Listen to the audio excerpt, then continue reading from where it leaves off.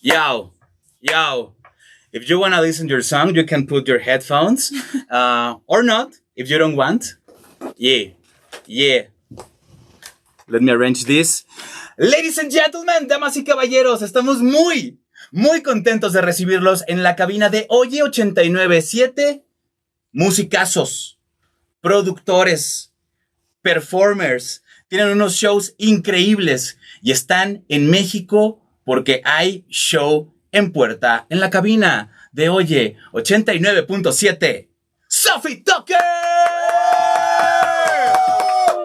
We're so happy to be here. Hello. We're happy to receive you in our radio station. How are you guys? We're great. We're just happy to be here in Mexico City. Having the time of your lives in the on the airport, right? Yeah. So much time at the airport. Wait a second. I want to show you something. What's it going to be?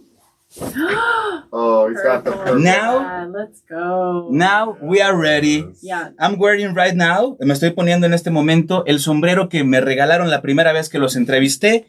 Sofi Tukker, están en la cabina de Oye 89.7, traigo el sombrero de Purple Hat, pero ahora están con su gira mundial Wet Tennis World Tour. Tell me guys, how you doing in this moment of your careers? We're really good. I mean, we are busy. We just got back from like 6 weeks in South America. We were in Brazil a lot, and we did all the Lollapaloozas, and it's just been an incredible run. And we have Coachella coming up this weekend too, and a huge show at the Pepsi Center tomorrow night here. So life is busy, but life is good. Yeah, life is good. And talking about live performance, you have been here in Mexico a few times. Like 3 years ago, you were performing at Corona Capital, right? Can you describe us a little bit? How do you remember that moment? All around the world, people always ask us, like, what's your favorite show? And what's your most memorable moment? And that moment for us always is something that we mention because it was definitely at the time the biggest crowd we'd ever played to. And there's obviously the Mexican people just have this energy that's really incredible. And so that I think for us is just one of those moments in our career that we'll never forget. How many people was watching that concert? I have no idea. Infinite. I don't know. I saw the videos. All of the country. Everyone. Fíjense que me están comentando, ellos estuvieron en el Corona Capital hace 3 años y dicen que cuando van de gira alrededor del mundo, muchas veces les preguntan ¿cuál es el mejor recuerdo que tienes de una gira? Y platican justamente de ese Corona Capital. I think like 5,000 or 50,000 people, right? I don't know, but it was closer to 50 for sure. Yeah, closer to 50 than 5. Yeah. Yeah, it was insane. And I knew because I saw an interview that you cried at that moment. Oh yeah, I was so blown away. I've never cried on stage, and I shed a tear in our song called Fantasy. I looked out and was just like, what is life? Yeah. What happened in your minds when you are performing and you realize that all the people are singing, all the people has their cell phones recording, all the people is like so into the show? It's kind of hard to wrap your head around, honestly. It's just one of those things that, I think that's why I cry, because like there's nowhere else for the emotion to go. Like it has to come out of my body because it's just so overwhelming. Yeah. It's so beautiful that you can't even fathom it. Right. The first time that I interviewed you guys, you told me that it was that you have passed through a weird moment on a show, that you jumped, Sophie, over the crowd, and the crowd takes you to the other side. And I don't remember if you fall but I was wondering if in this tour, have you had recently a weird moment like that? We have plenty of weird moments. I have to say that is one moment that we will never do again. Since the pandemic, we haven't been crowd surfing because we're just trying to stay healthy all the time. We have That's important. We have so many shows. We're like, trying to stay healthy and not hurt ourselves. And the funniest thing about crowd surfing, is when you go into the crowd and then the crowd takes you to the back. And then you have to come back, but they don't take you back, so then you're just stuck in the back of the venue. Yeah, I think it's kind of scary. And what was your reaction, Tukker? I mean, you are with like playing music in that moment, and you see that Sofi, it's going away from you. What is your reaction? Do you jump to the rescue?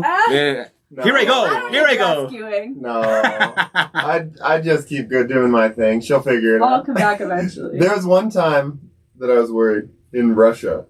She jumped into the crowd. Okay. And someone put her in a headlock, and she just disappeared into the crowd. No. And then I started kicking and screaming, and then I got loose, and then once you can't see her anymore, then you're like, okay, what's going on? So then I remember being on stage and I was doing something, and I was telling the security go there. Are you seeing this? Have you ever get hurt on a concert? Yeah, I broke my foot twice, actually, unfortunately. Okay. Yeah. That's so sad. We run around. We go pretty hard, and sometimes, there's casualties. But now I do a lot of training and physiotherapy to make sure I don't break anything. That's amazing, and I hope that at the Pepsi Center everything is gonna be fine. Tell us a little bit about this concert that you have tomorrow here in Mexico City. It's a show we've been looking forward to for a long time. We had to reschedule it originally from I think maybe last year. Yeah. It might have been November or something, December, and we're playing a lot of new music, some unreleased songs. Our new song "Sacrifice" that I think we're gonna play soon. Yeah, and you're right. Just really, really excited to be back here and have a headline show. It's been 3 or 4 years. Yeah, we're also premiering a new song called Jacaré that's coming out in 10 days or something, next Friday. And so we're going to premiere it for the first time on stage in Mexico Live. Ok, Jacaré es una canción que está a punto de salir y que la van a estrenar justamente en el momento en el que pisen el escenario del Pepsi Center. Estamos muy divertidos aquí en esta entrevista, pero justamente vamos a ir a escuchar Sacrifice en este momento a través de Oye 89.7, que por cierto, you work with Cascade and deadmau5 in this song. We're gonna be back with that, okay? Okay, let's listen to Sacrifice en Oye 89.7. Yeah.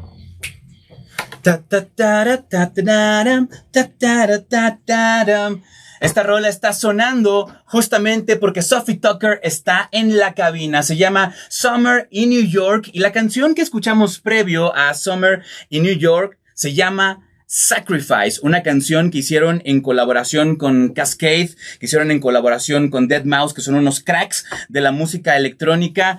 Tell us a little bit about the experience to create this song, featuring with these monsters of the industry like deadmau5, like Cascade, and what did you learn from them? It was crazy. Well, we wrote this song years ago, and we had it, and never knew what to do with it. And they heard it when they were making their album for the K5 project, and they wanted to use it and make a song, and it blew our minds because I remember the song they made in 2010 or something. Okay, that song has been one of my favorite songs forever. Okay. And me and Sofi used to play it, and we talk about it as one of the greatest dance records of all time. So to work with them is just an honor, honestly. It's an amazing song. Congratulations for that. And now changing the topic, can you tell us, Sofi, what did you admire from Tukker? And Tukker, what did you admire from Sofi?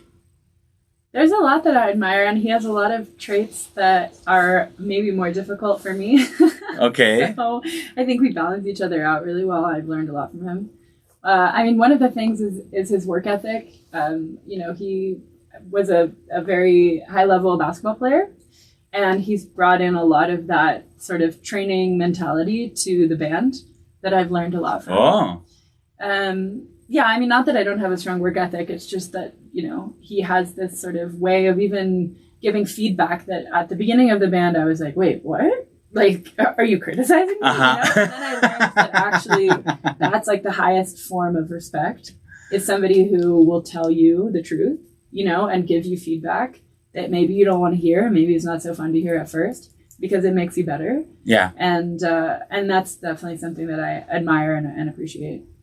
Do you know this? What she's saying? Do you was aware about this?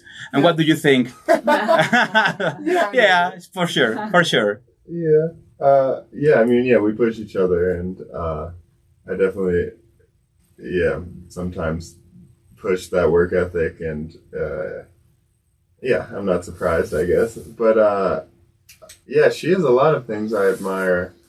I think one, her ability to write words and melodies is just like something I can't do that I admire and think is amazing.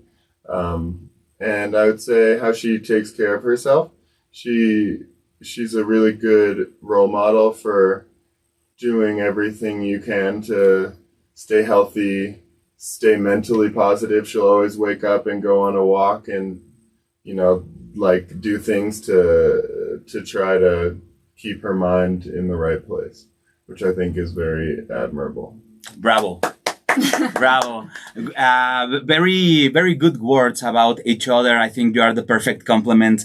And now, again, changing a little bit the topic, if you are going to be in Mexico for the next days, you had to know some moves. You have to know like what the hood say, like the slang of the hood, right? So I'm gonna teach you some words that can make you survive in Mexico. There are words that don't even exist on the dictionary, but for a strange reason, we say it. All right? Should we say it on stage? Let me think about it. They're gonna embarrass us. I'm not saying any words you tell me. I don't trust you at all. No, you can trust me. It's nothing bad. I don't trust you. No.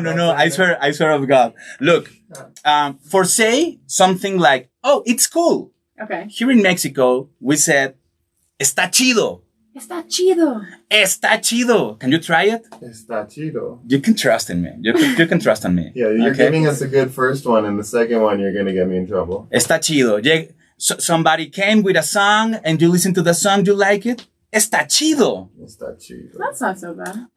On stage, you can say, like, I'm having fun. Me la estoy pasando chido. Me la estoy pasando chido. Me la estoy pasando chido. Congratulations. That's amazing pronunciation.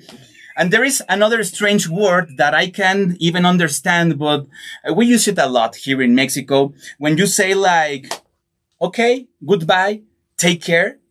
Here in Mexico, we resume that and we just say, cámara. Cámara. Oh my God.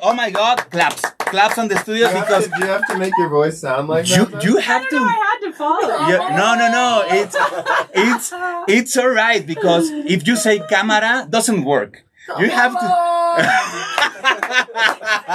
You got it.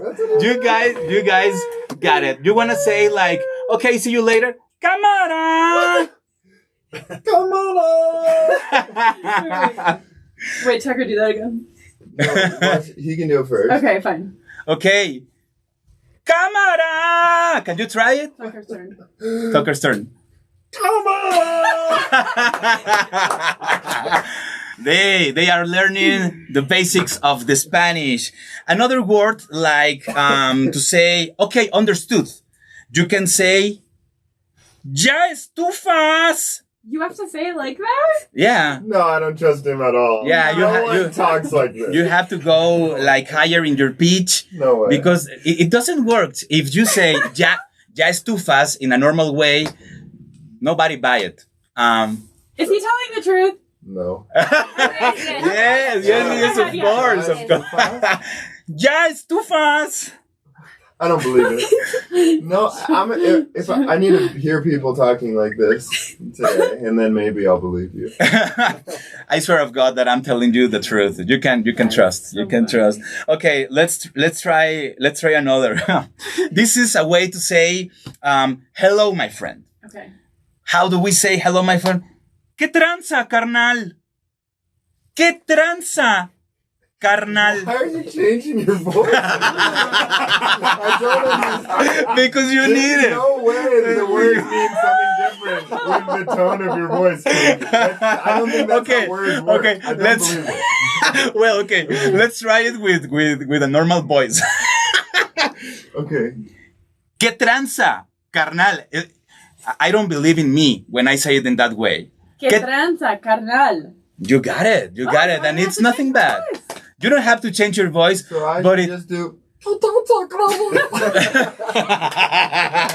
but in that way you can mix with the Mexicans, and the Mexicans are gonna believe you. ¿Qué tranza, carnal? It's like someone's grabbing your neck. My underwear is very tight. All right. Guys, we're having a lot of fun. Thank you so much for your presence here in Mexico, and please invite to all the people for your show of tomorrow. Oh, that's amazing. ¿Qué tranza, carnal? Okay. So we're playing at the Pepsi Center tomorrow. Okay, you have to say it so they'll understand it. So we're playing at the Pepsi. We are going to the Pepsi Center. You have to do it that way. What can I tell you? Tomorrow night, there's still a couple tickets left. Pepsi Center tomorrow. It's going to be so much fun. We're Years in the bringing making. so much production, so much dancing, so much sweating, so much good vibes. You got to come. And the idea with the cámara. Just. That's right. Sofi Tukker en la cabina de Oye 89.7.